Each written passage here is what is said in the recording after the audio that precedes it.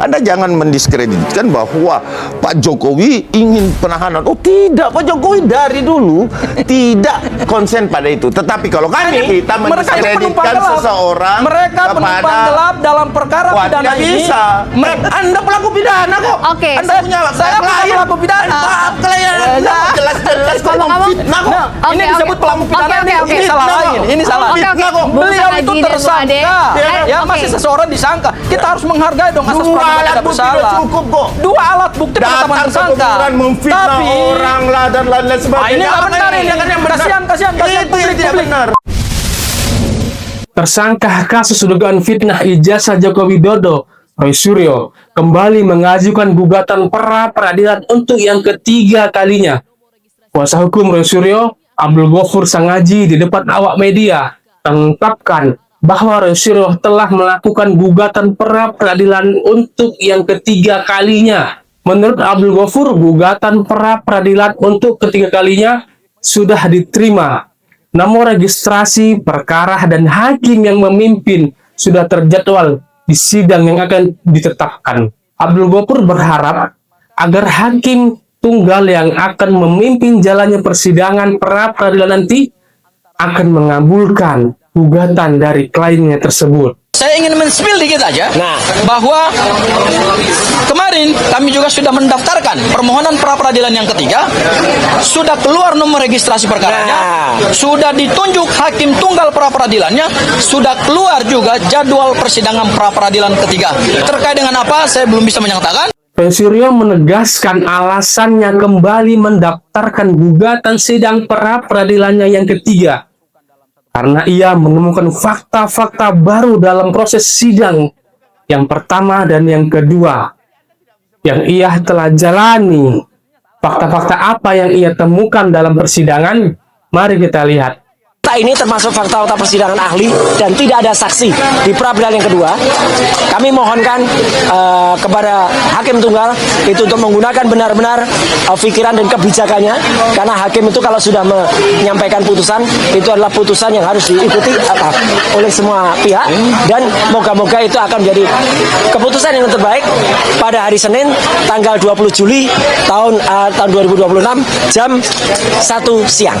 Dan sedikit saya tambahkan, kami juga sudah kemarin, kami sudah masukkan pada hari Kamis permohonan pra peradilan yang ketiga, dan pra peradilan yang ketiga ini insya Allah kalau itu insya Allah akan juga kita memperoleh hasil yang sama seperti pra peradilan yang pertama. Saat sidang pra peradilannya yang pertama di Pengadilan Negeri Jakarta Selatan, hakim tunggal yang memimpin jalannya persidangan mengabulkan sebagian apa yang menjadi dari gugatannya di sidang pra peradilan tersebut. Gugatan pertama yang dikabulkan oleh hakim bahwasannya penggeledahan, penangkapan, hingga penahanan Roy Suryo tidak sah. Namun hakim juga mengungkapkan berkas Roy Suryo dalam kasus fitnah ijazah Joko Widodo tetap sah berjalan. Setelah itu, Roy Suryo mengajukan kembali gugatan yang kedua untuk menguji keabsahan hasil dari gugatan pertamanya pada tanggal 14 Juli 2026. Gugatan kedua Roy Suryo kembali digelar di Pengadilan Negeri Jakarta Selatan dengan harapan hakim dapat menggugurkan statusnya sebagai tersangka dugaan fitnah dan pencemaran nama baik Joko Widodo. Andi Azwan sebagai Ketua Umum Jokowi Mania Nusantara Bersatu menanggapi sikap dari Roy Suryo bahwasannya pra peradilan yang diajukan Roy Suryo tidak akan mempengaruhi sidang pokok perkara. Rapid itu tidak akan mempengaruhi pokok perkara, itu betul. Itu makanya terus berjalan gitu. Nah, yang kita lihat nanti ya, tetap berjalan nanti kalau yang besok ya Jumat ya kan ada rapid kedua itu yang mengenai pasal 32 dan tersangka itu ya, kita lihat aja seperti apa besok itu. Tapi yang jelas perlu dicatat, rapid itu tidak mempengaruhi sidang pokok perkara. Pembacaan putusan hasil dari sidang pra peradilan yang kedua yang diajukan oleh Roy Suryo akan dibacakan pada tanggal 20 Juli 2026. Lalu, apa tanggapan dari Abdul Ghafur Sangaji di acara Sapa Indonesia Malam? Prapit ketiga sudah kami mohonkan sejak hari Kamis, 1 hari sebelum kesimpulan untuk prapit kedua.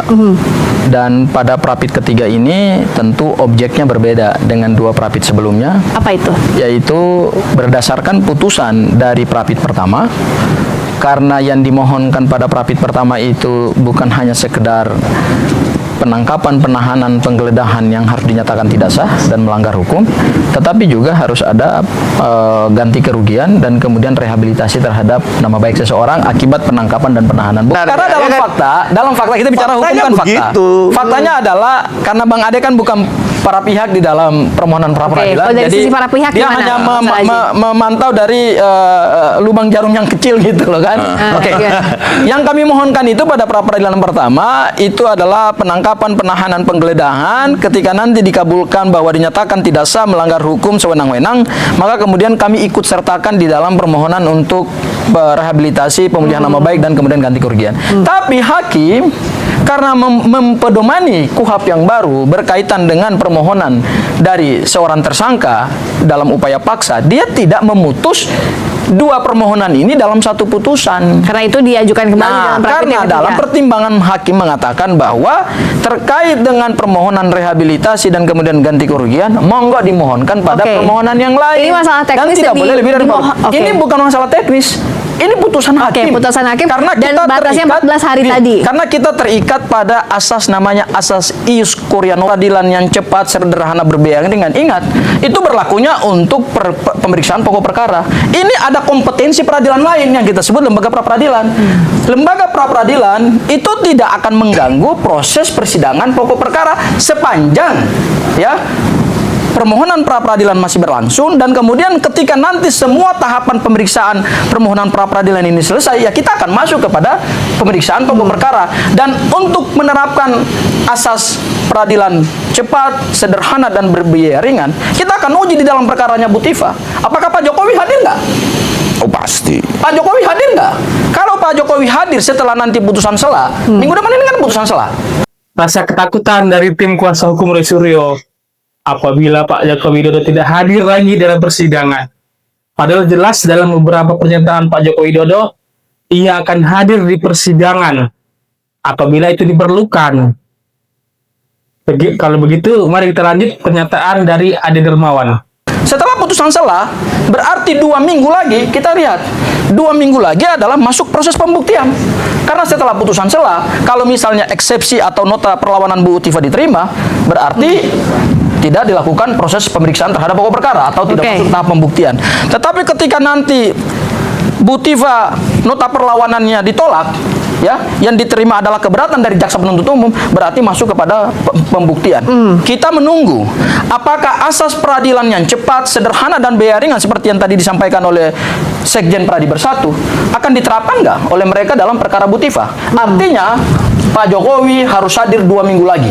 Pak Jokowi memastikan hadir terakhir Sehingga kan? peradilan itu akan cepat Oke, dalam biarkan- perkaranya Bu Tifa. Oke, Bang Adi. Ya, oke.